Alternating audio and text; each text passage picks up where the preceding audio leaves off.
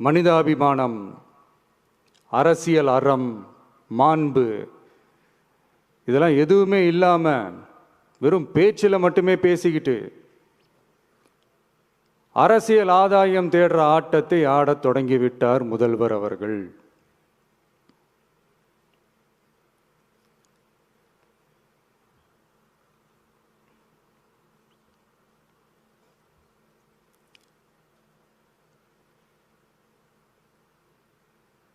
இதெல்லாம் என்ன அவங்களுக்கு புதுசாக என்ன? 1969 அப்புறமே எப்போ கட்சி அவங்க கைக்கு வந்ததோ, இன்னும் குறிப்பாக சொல்லணும்னா 1972 அப்புறம் கேள்வி கேட்க ஆளே இல்லாமல் போச்சுல்ல. அதுக்கப்புறமே இந்த திமுக தலைமை இப்படி தானே இருக்குது. இப்போ நாங்கள் கேட்டோமே இந்த சில கேள்விகள்லாம், இதெல்லாம் நான் கேட்கல, சுப்ரீம் கோர்ட் கேட்டிருக்கு. இதனால் என்ன புரிய வருது?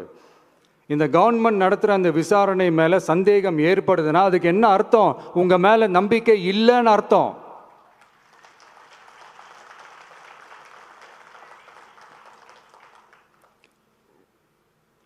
இதெல்லாம் ஏன் எதுக்காகன்னு முதல்வர் அவர்களுக்கு புரியுதா?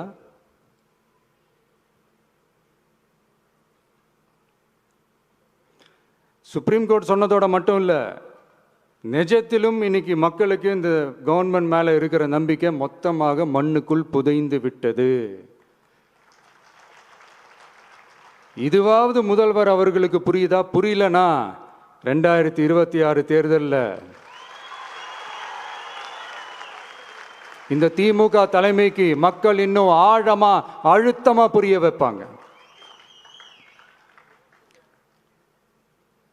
அப்போ கூட இவங்க என்ன பண்ணுவாங்க தெரியும்ல?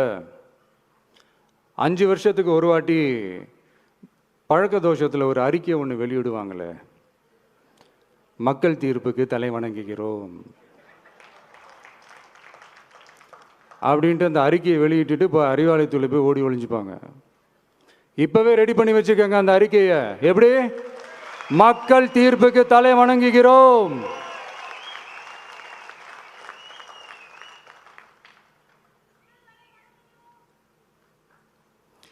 நான் போன பொதுக்குழுவில் சொன்னதை தான் இங்கே நான் திரும்பவும் சொல்கிறேன்.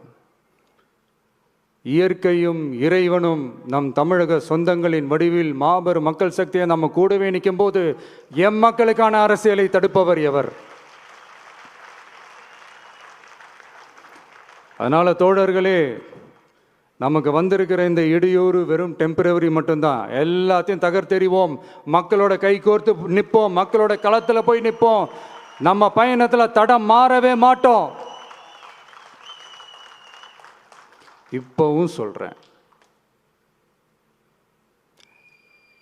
2026 2 பேருக்கு நடுவில் தான் போட்டியே. ஒன்று, இன்னொன்று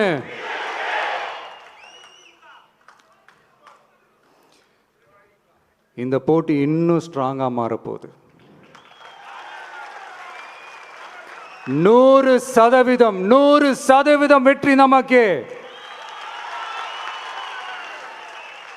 வாகை சூடுவோம், வரலாறு படைப்போம், கான்பிடென்டா இருங்க, நல்லதே நடக்கும், வெற்றி நிச்சயம்.